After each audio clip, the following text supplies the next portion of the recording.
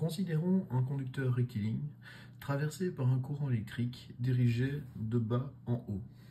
Nous savons que le spectre magnétique sera formé de cercles concentriques centrés sur le fil et disposés dans un plan perpendiculaire à ce dernier. Pour pouvoir mieux imaginer la situation, observons une vue supérieure.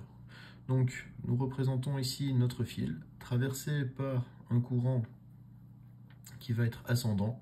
Notre ligne de champ magnétique sera donc un cercle ayant pour centre notre fil conducteur.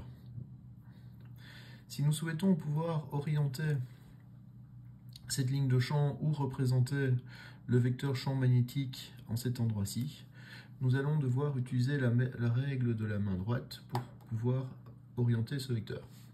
Donc il faut placer sa main dans la position suivante, comme si on voulait faire du stop, le pouce bien dirigé vers le haut et les doigts orientés dans ce sens. Le pouce va avoir le même sens que celui de l'intensité. Donc notre pouce va représenter ici l'intensité.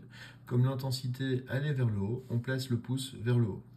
On remarque qu'en faisant ça, nos doigts montrent une certaine courbure et le sens des doigts va donner le sens d'orientation de la ligne de champ. Donc ici, on remarque que les doigts tournent dans le sens trigonométrique. Donc notre orientation de ligne de champ serait comme ceci. Si nous voulons représenter le vecteur champ magnétique en un point, nous devons tracer une tangente en ce point pour obtenir la direction de notre vecteur. Et nous allons suivre l'orientation de nos doigts pour pouvoir venir représenter le sens du vecteur champ magnétique.